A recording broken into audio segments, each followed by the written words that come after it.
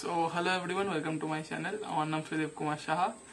আর আজকে আমি চলে এসেছি আমার নতুন ভিডিও নিয়ে, যেখানে আমাদের আজকে রাউন্ড ওয়ানের রেজাল্ট বেরিয়ে গেছে। রাউন্ড ওয়ানের রেজাল্ট বেরোনোর কথা ছিল, আজকেই বেরিয়েছে। আজকে তখন সকাল মনে হয় 10:30 না 11টা নাগাদ বেরিয়েছে। তো মোটামুটি যা এক্সপেক্টেড ছিল সেরকমই গেছে আমাদের রাউন্ড ওয়ানে যেমন এক্সপেক্টেড ছিল, যেহেতু কাউন্সেলিং এতটা ডিলে হয়েছে, তো সেই কারণে মানে অনেক স্টুডেন্ট বেরিয়ে যাবে, তো কাট অফটা লো যাবে।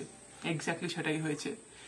কিছুই ডাটার কথা বলি, মেনলি যে সব থেকে বড় যে ব্রাঞ্চটা আছে সিএসি, মানে সব থেকে বেস্ট যেই ব্রাঞ্চ, সেটা লাস্ট ইয়ার ওভারঅল রাউন্ড 2-তে গিয়ে ক্লোজ হয়েছিল 159-এ, বাট সেটা এই বছর রাউন্ড 1-এই 202-তে ক্লোজ হয়ে গেছে। ঠিক আছে। আর তারপরে যদি কথা বলি আজকে অন্য যে কোনো ব্রাঞ্চ নিয়ে, suppose instrumentation, last year instrumentation 500 সামথিংয়ে ক্লোজ হয়েছিল, 537 বা কিছু রাউন্ড 2-তে, বাট সেটা এই ইয়ার জেনারেল 591-এ ক্লোজ হয়েছে। তো কাউন্সেলিংয়ে অনেক বেটার হয়েছে। হ্যাঁ, ইনফ্লেশন হয়েছিল, অনেক কিছুই খারাপ হয়েছে, বাট কোথাও একটা মানে আমরা এতদিন পর কিছু একটা ভালো হয়েছে আমাদের সাথে।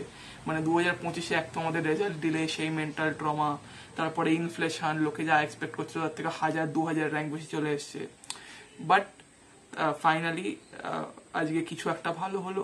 তো আমি যদি নিজের কথা বলি, আজকে আমার নিজের ফার্স্ট রাউন্ডে মেটালার্জি অ্যালট হয়েছে। অন্য ব্রাঞ্চ মানে হতে পারতো অ্যালট, বাট আমার চয়েস ফিলিং এরকম ছিল যে আমার মেটালার্জি, তার আগে ছিল হচ্ছে কেমিক্যাল, দেন মেকানিক্যাল, তারপর ওই সার্কুলার ব্রাঞ্চগুলো।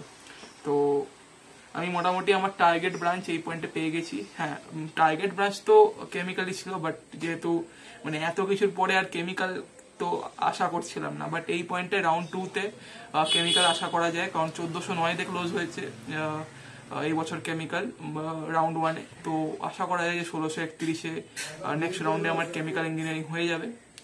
তো দেখা যাক কি হয় কি না হয়। আমি এই পয়েন্টে খুব খুশি, আমার ফ্যামিলি এই পয়েন্টে খুব খুশি। এই যে একটা বছর খাটলাম, ফাইনালি যাদবপুর ইউনিভার্সিটির ট্যাগটা, মানে আমি কারেন্টলি বলতে পারি যে হ্যাঁ, আমি যাদবপুর ইউনিভার্সিটিতে পড়ি। এতদিনে যখন কেউ একটা ফোন করতো, বলতো যে কোন কলেজে পড়ি, আমি বলতে পারতাম না যে আমি কোন কলেজে পড়ি, but it is a great moment for me, it is a great moment for my family. I can say যে এই যে আমি যাদবপুর পাচ্ছি, এতে আমি বলবো যে যদি 100% ক্রেডিটে ধরা হয়, 20% ক্রেডিট আমার, 80% ক্রেডিট আমার ফ্যামিলি, আমার টিচার্স, আমার মেন্টার্সেরই থাকবে। তো ইট ইজ মানে কোয়াইট, মানে কি বলবো, I am out of words at this point. মানে এতটা ভালো লাগছে। মানে সকালে যখন আমি রাউন্ড 1-এর রেজাল্ট খুললাম আর খুলে দেখলাম যে ফার্স্ট রাউন্ডে আমার মেটালার্জি অ্যালার্ট হয়েছে, মানে এখন মনে হচ্ছে যদি আমি রিয়াকশনটাকে রেকর্ড করতে পারতাম। So fine. আর তোমরা সবাই জানিও তোমাদের কোন জিএমআর-এ কিরম কি অ্যালট হলো তোমাদের ক্যাটেগরি ওয়াইজ। তো আশা করছি দেখা হবে পরের ভিডিওতে। পরের ভিডিও হোপফুলি একটা তো রাউন্ড 2-এর রেজাল্ট নিয়ে আসবে। আফটার রাউন্ড 2 আমি যারা এই বছরের যে জুনিয়ররা আছে, আমি তাদের গাইড করা শুরু করব রিগার্ডিং আমি কি রিসোর্সেস ফলো করেছি টু গেট মানে to crack mains WBC, and তারপরে তোমাদের কোন সময় মক টেস্ট দেওয়া উচিত, কিরমভাবে রিভাইজ করা উচিত, আর আমার নিজস্ব কিছু টিপ এরকম নিয়ে মোটামুটি আফটার কাউন্সেলিং মোটামুটি ভিডিওতে আসবে। তো চ্যানেলটাকে সাবস্ক্রাইব করে দিও, ভিডিওটাকে লাইক করে দিও, আর শেয়ার করে দিও তোমাদের যদি মনে হয়। তো থ্যাংকস ফর ওয়াচিং এতটা, বাই।